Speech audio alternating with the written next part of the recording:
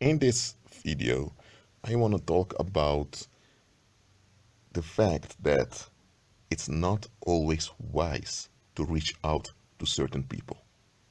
There are people you're better off not reaching out to them. Now, this is not an excuse to not have compassion on others. We should have compassion on others.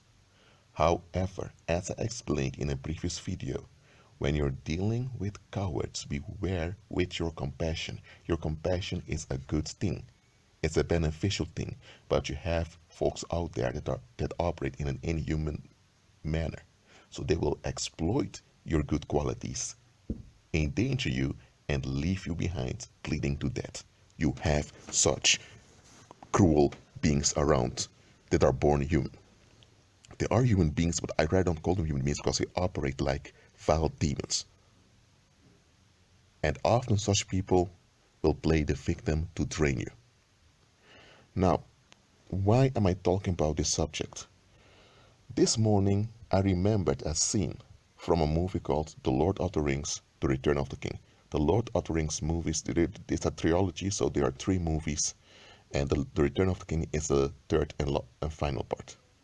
I'm not going to give any spoilers here, so if you want to know how the Return of the King ends, you need to watch it. That movie contains a lot of pagan symbolism because it was written by a pagan, but the pagan that wrote that story in the form of books, he was quite smart, very, very smart. And about the scene that I remembered was the following. The kingdom was in trouble because the dark forces took over and there were dark legionaries everywhere. And yet a kingdom which was the kingdom of the human population, and yet the kingdom of the elves, the kingdom of the dwarves. So you have yet the Hobbit kingdom, you have multiple kingdoms, and they all had to comply with each other to defeat the dark forces.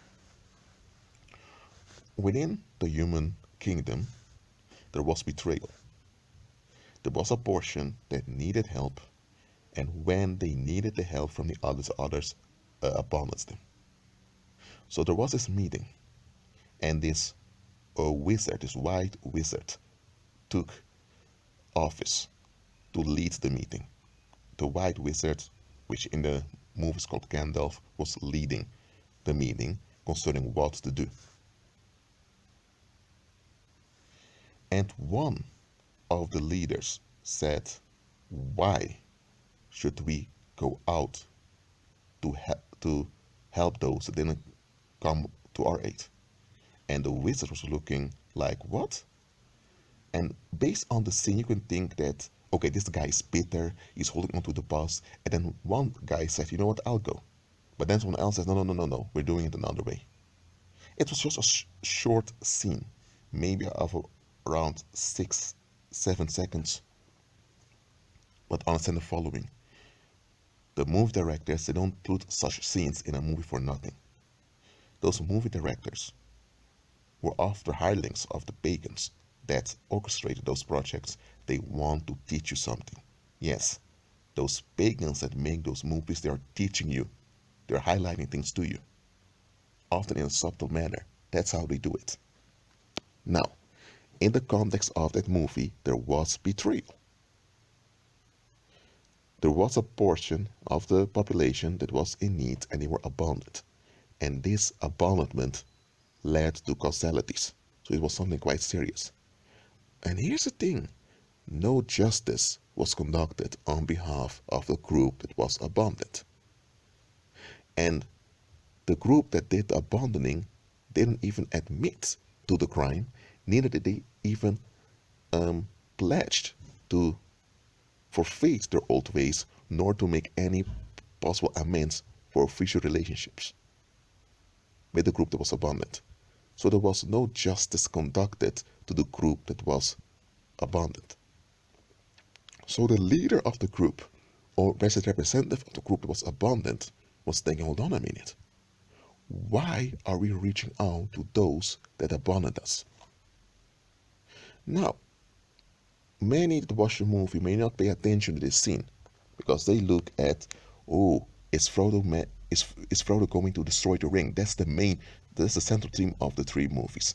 But you have those side scenes that also teach you stuff.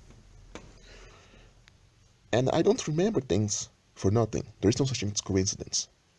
I want to remind you that there are times you're better off not reaching out to certain people. Think about it in the following manner. Let's say you have relatives, okay?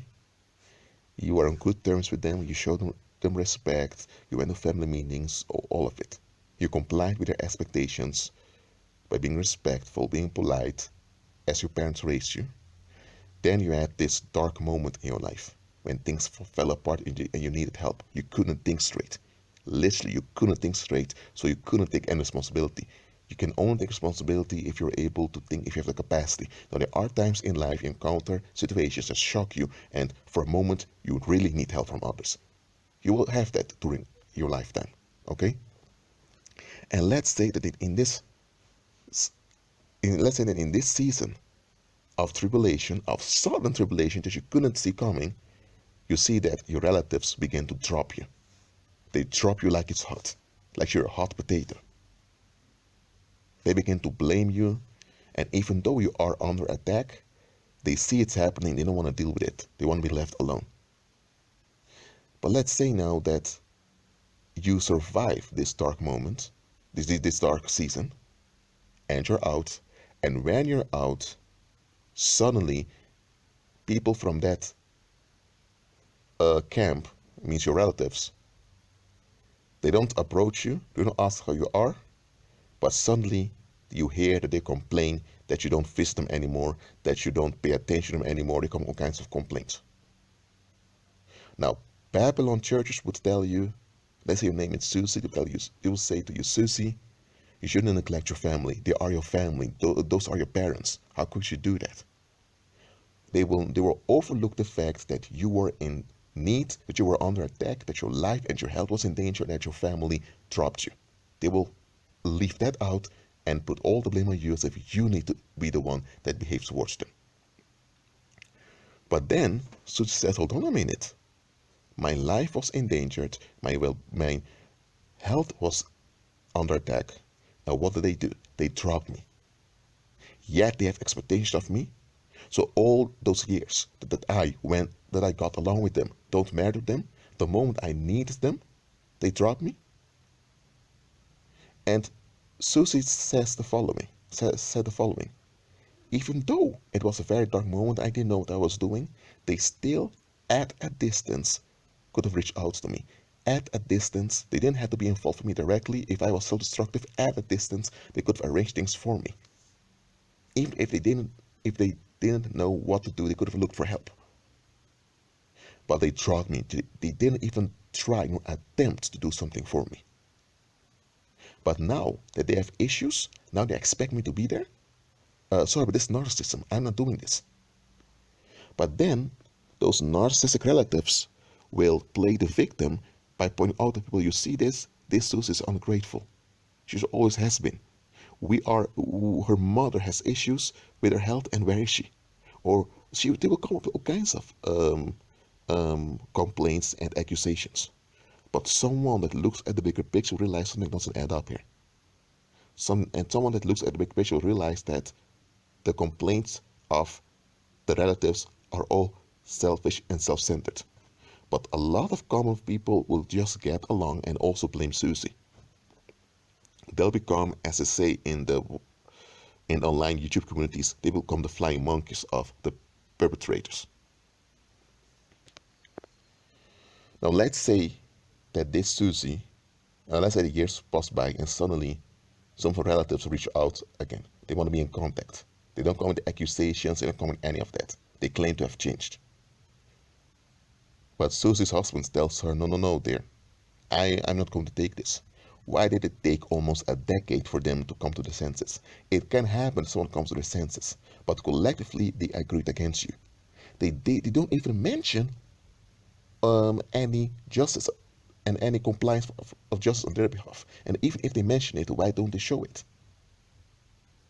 And then the husband finds out that the relatives are reaching out, they're going through a financial crisis, and Susie and her husband, they're financially well off. And then the husband realized, oh, those people just want to come to exploit us. Look, this is something you need to learn as soon as possible. There are monstrous human beings out there. There are. And those monstrous human beings, they don't look ugly with foam coming out of their mouths. They wear makeup, they wear high heels, or they wear three-piece suits. They speak in a polite and loving manner. Some of them even lead churches. Some of them are in charity. You have monstrous human beings out there that pretend to be the complete opposite. And they will fake being in trouble, or sometimes when things fall apart due to their narcissism, they will pretend to have changed. They may even misuse the name of the Lord to get a hold on you. Why do they want to hold on you? It's only to redirect all the harm and contention towards you so that they are built out. They want to put you in a negative daylight so that all the negative attention goes to you. And because all the negative attention goes to you, people forget about them and they are built out. It can be that you have a narcissist that harmed several people, and now there are people after them wanting to take revenge on them. Maybe they stole money from someone, or maybe they lied on someone, or maybe they committed a crime and now the authorities are after them. It can be it. I don't know what it is. They got in trouble due to their reprobate behavior, and now they want to be around you, and now they want to put you in a negative daylight. So now everyone will focus on you, and because everyone focuses on you, they can't focus on them, and they're built out. That's what they often do. Look, I'm not saying never reach out to people. I'm not saying to hold the past against someone. I'm not telling you to use the past as a means to keep people hostage. No, that's cruel. I'm not telling you to do that. I'm telling you to look at the bigger picture. I'm telling you to be realistic. Some folks, you're better off not reaching out to them. I know this story of a believer. There was this guy who had no place to stay, and this believer lived in a shared apartment or in a shared flat, and this believer allowed this guy who at that time was homeless because he was kicked out by his wife. He allowed this believer to remain in the hall of the shared flat. The other people that lived there said, no, no, no, no, this guy needs to pay rent. And this, even if he's in need, this is against the rules of the landlord to allow this to happen. But this believer said, come on now, have some compassion. This guy needs help. It's only for a week. After that week, that guy in need managed to get his own flat in his own room in that shared flat. And people forgot all about it. But later, this guy that received help from the believer turned on the believer, even wanted to fight the believer. And the believer was thinking, whoa, whoa, whoa, what's going on here? And then, when the believer shared this story with an unbeliever, even that unbeliever saw through the situation. And the unbeliever said, this guy is very ungrateful.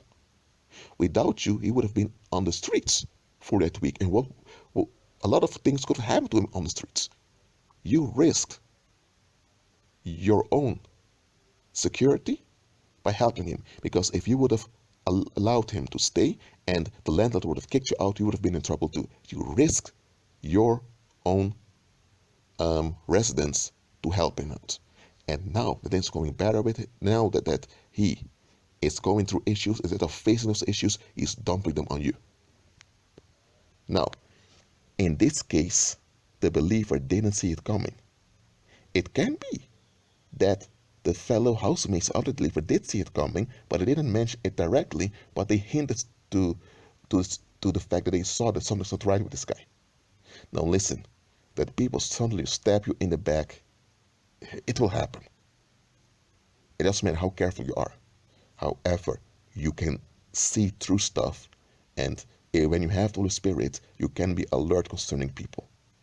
It can be that someone walks into your life and they're wounded, and because you have compassion, and empathy, you want to reach out to them. But the Holy Spirit tells you, no, don't do it. Why? Because that individual is not wounded though to him or her being a victim. They're wounded because their predation backfired on them. And now they're feeling sorry for themselves. And they don't care at all how their predatory behavior may have affected others.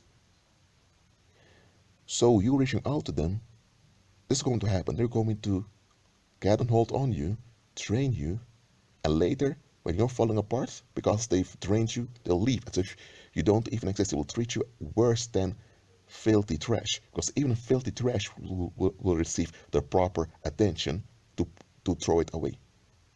They'll treat you worse than filthy trash, I'm telling you. Look, I'm not telling you to be bitter nor to hold the past against other folks, but be wise. Is there justice in a situation? And even if it's better in the long run for the bigger good, even if for the greater good, it's beneficial for you to put up with them for a while. Only put up with them as long as it benefits the greater good. The moment it doesn't benefit the greater good anymore, get rid of them. I don't mean get rid of them by attacking them, get rid of them by walking away from them, by losing them. I'm telling you, beware with granting amnesty to those that refuse to comply with justice. The same counts for society. When society around you refuses to comply with justice, they refuse to face issues that they cause, then you are in a society. If you have a job there, if you have a residence there, but you do not get along with that society. You do obey traffic signs, you do pay with the currency of that region, so you are operating in a practical manner, but don't agree nor align yourself with that society. And especially don't excuse society and don't invest in that society that persists in injustice. Beware with granting amnesty to those that refuse to comply with justice. Never do that. God himself doesn't do it. Why should you do it? Well, that's it for now. Keep agreeing with Christ and be at peace.